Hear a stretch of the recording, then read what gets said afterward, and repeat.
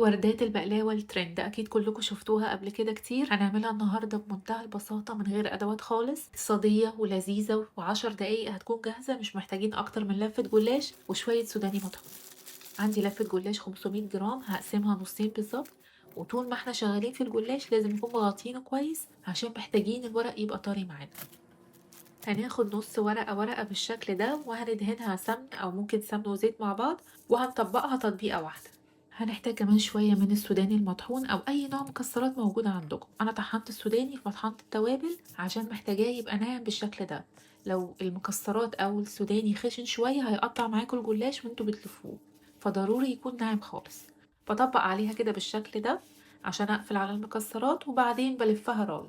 طبعا مفيش أسهل ولا أسرع من كده. شايفين الموضوع بسيط ازاي؟ بتطلع وردة صغننة جميلة على قد القطمة زي ما انتوا شايفين كده. هنعمل واحدة كمان عشان اوريكم حتى لو الورقة متقطعة معاكم برضه هتطلع معانا مظبوطة، مفيش مشكلة خالص.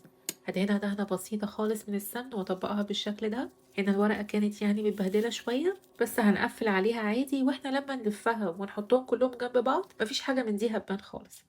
لفة الجلاش عملت صينية 28، كمية كبيرة وشكلها حلو جدا. هندهن الوش بالسمنة الباقية عشان تطلع كلها كده واخدة لون ذهبي حلو. وهندخلها الفرن على درجة حرارة 180.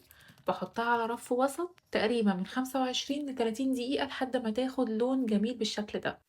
وعلى طول بسقيها بالشربات البارد. هسيب لكم لينك الشربات تحت الفيديو. حوالي كوبايه من الشربات كفايه عشان ما تطلعش معانا مسكره زياده عن اللزوم. بسيبها بس تهدى شويه وبعدين بنقدمها. ممكن نزينها باي نوع مكسرات موجوده عندنا.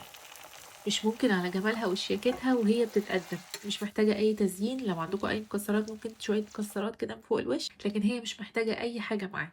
طعمها خطير، طعمها حلو جدا جدا، وصغننه كده على قد القطمه، وهتلاقوا نفسكم كده بتاكلوا واحده ورا التانية وانتوا مش حاسين. خفيفه جدا في طعمها ولذيذه واقتصاديه، وما خدتش معانا وقت ولا مجهود خالص كده زي ما شفت. ان شاء الله لما تجربوها تعجبكم وهتعملوها كتير. وكل سنه وانتم طيبين.